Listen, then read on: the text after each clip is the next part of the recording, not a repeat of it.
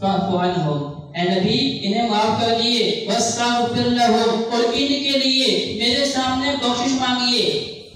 اللہ حکم دے رہا ہے کہ اپنے صحابہ کے لیے میرے سامنے ہاتھ اٹھا کے استغفار کیجئے، اللہ میرے صحابہ کو معاف کر دے۔ وشاورہم فی الامر، اس سے بھی بڑی بات فرمایا کہ معاملات میں اپنے صحابہ سے مشورہ کیا کیجئے۔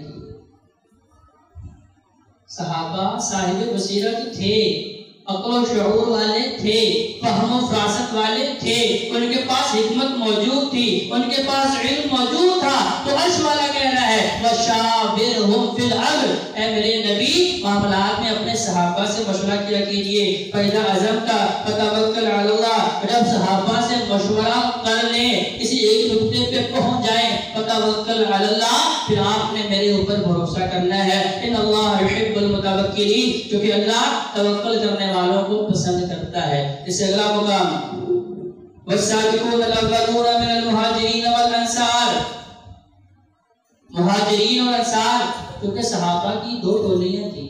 صحابی کسے کہتے ہیں؟ جس بندے نے نبی کریم صلی اللہ علیہ وآلہ وسلم کی زیارت کی ہو اور پھر نبی علیہ السلام کے اوپر ایمان بھی آیا ہو۔ ویسے تو مشرکین مکہ نے بھی دیکھا ہے، لیکن وہ صحابی نہیں بنے۔ یہ ساری گارنٹیاں ان کے لیے نہیں، یہ بشارتیں ان کے لیے نہیں، کیونکہ انہوں نے اپنے باپ دادا کے دین کو نہیں چھوڑا، انہوں نے حق کو تسلیم نہیں کیا، انہوں نے نبی علیہ السلام کی بات کو اہمیت نہیں دی جو مہاجرین و انصار نے دی۔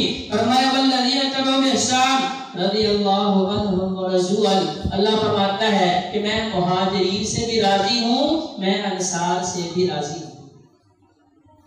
اللہ راضی ہے، پیدا کرنے والا راضی ہے، جو معبود ہے وہ راضی ہے، جس کے سامنے ہم نے جھکنا ہے وہ راضی ہے، جس کے نام پہ ہم نے ایمان لانا ہے وہ راضی ہے۔ تو بھائیو ہمیں بھی ضرورت اس چیز کی ہے کہ جب عرش والا ان کے اوپر راضی ہو گیا ہے، ہم بھی ان کے اوپر راضی ہو جائیں۔ وَعَدَّ لَهُمْ جَنَّاتٍ تَجْرِي تَحْتَهَا الْأَنْهَارُ، فرمایا میں نے ان کے لیے ایسے باغات رکھے ہیں جن کے نیچے سے نہریں جاری ہیں، خالدین فیہا ابدا، اور اس میں ہمیشہ ہمیشہ رہیں گے۔ ذالک الفوز العظیم، فرمایا یہ سب سے بڑی کامیابی ہے۔ بھائیو کیونکہ زندگی تو عارضی ہے، وَمَا الْحَيَاةُ الدُّنْيَا إِلَّا مَتَاعُ الْغُرُورِ، یہ تو دھوکہ اور فراڈ ہے، ختم ہونے والا ہے، عارضی ہے، سراب ہے۔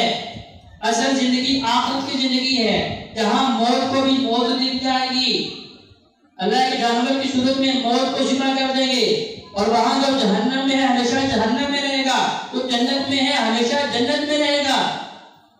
تو اللہ فرماتا ہے کہ میں نے نبی کے صحابہ کے لیے جنت رکھی ہے، وہ اس میں ہمیشہ رہیں گے۔ ذالک الفوز العظیم، لوگوں یہ بات یہ نشین کر لو، سب سے بڑی کامیابی کیا ہے کہ اللہ حشر کے اندر جو ہے وہ جنت عطا کر دے۔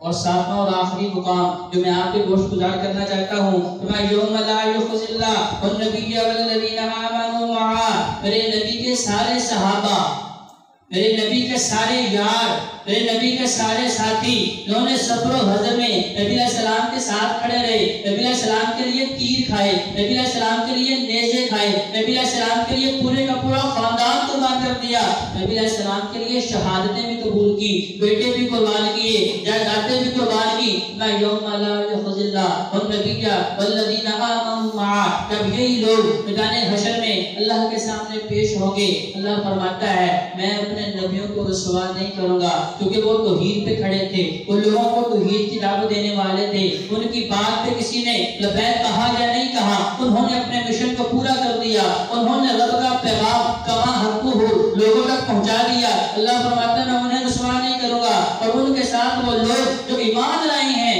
میں انہیں بھی رسوا نہیں کروں گا۔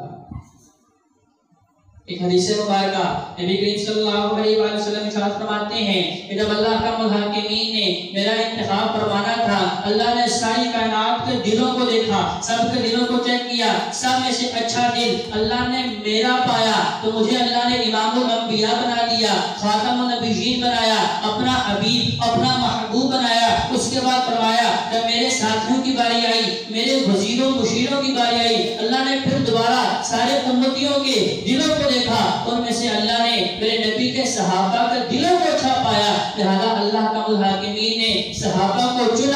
کا انتخاب کیا اور نبی کریم صلی اللہ علیہ وآلہ وسلم کے وزیر اور مشیر مقرر کر دیے۔ صحیح مسلم کی حدیث مبارکہ ابو موسیٰ اشعری رضی اللہ تعالیٰ عنہ بیان فرماتے ہیں، ہم نے ایک دن نبی علیہ السلام کے ساتھ نماز مغرب ادا کی، آقا علیہ السلام کے ساتھ مجلس ہوئی، آقا علیہ السلام اٹھے اپنے حجرہ مبارک میں چلے گئے، صحابہ فرماتے ہیں ہم وہیں پہ بیٹھے رہے کیونکہ کافی دور سے آئے تھے، فرماتے ہماری خواہش تھی کہ عشاء کی نماز بھی نبی علیہ السلام کی امامت میں پڑھ کے پھر اپنے اپنی منزل پہ جائیں گے، اپنے اپنے گاؤں میں جائیں گے، ہم بیٹھے رہے۔ اللہ کے نبی جب حجرہ سے باہر نکلے دیکھا کہ صحابہ بعینی ہی اسی طرح اپنی اپنی جگہ پہ بیٹھے ہوئے ہیں۔ نبی علیہ السلام نے کہا ابو موسیٰ اشعری کیا کب سے لے کے اب تک وہیں پہ بیٹھے ہو؟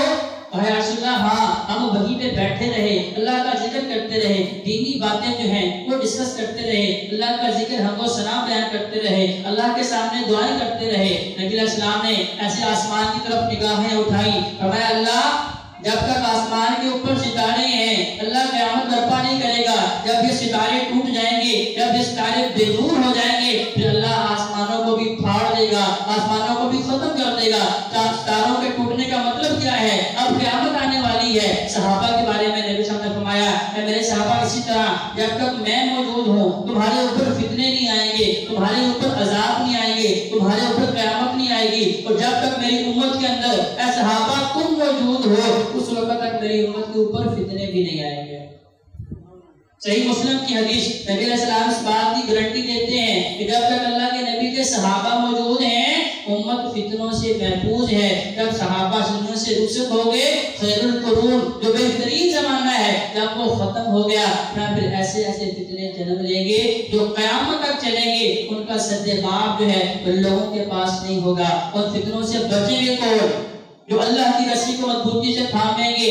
نبی صاحب نے کیا فرمایا؟ ترکت فیکم امرین لن تضلوا ما تمسکتم بہما، جو لوگ اللہ کی رسی اللہ کے قرآن کو اور میری سنت کو مضبوطی سے تھام لیں گے ان فطروں سے محفوظ رہیں گے، ان کا ایمان جو ہے صحابہ جیسا ایمان ہوگا، ان کا تقوی صحابہ جیسا تقوی ہوگا، ان کی ہدایت صحابہ جیسی ہدایت ہوگی، اور یہ لوگ جو ہیں حقیقی طور پہ اللہ کے سامنے کامیاب ہونے والے ہیں۔ آئیو بھائی ہم بھی اپنے ایمان کا جو ہے جائزہ لیں اور اپنے ایمان کو صحابہ جیسا بنائیں اور اپنے دلوں میں صحابہ کی محبت پیدا کریں، کیونکہ اللہ کے نبی ان سے محبت کرتے ہیں، اللہ کامل الحاکمین ان سے محبت کرتے ہیں، اللہ ان کے اوپر سلامتیاں بھیجتے ہیں، اللہ ان کا احترام کرتے ہیں۔ ہمیں بھی ضرورت ہے کہ ہماری زبانوں پہ بھی کوئی ایسا کلمہ نہ نکلے جو اللہ کے محبوب صحابہ کے بارے میں ہو، ان کی گستاخی کرنے والا ہو۔ اللہ کامل الحاکمین ہمیں صحیح معنوں میں قرآن اور نبی علیہ السلام کے فرمان کو پڑھنے کی، سمجھنے کی اور اس کے مطابق زندگی بسر کرنے کی توفیق عطا فرمائے۔ اقول قولی ھذا استغفر اللہ لی و لکم ولسائر المسلمین والمسلمات۔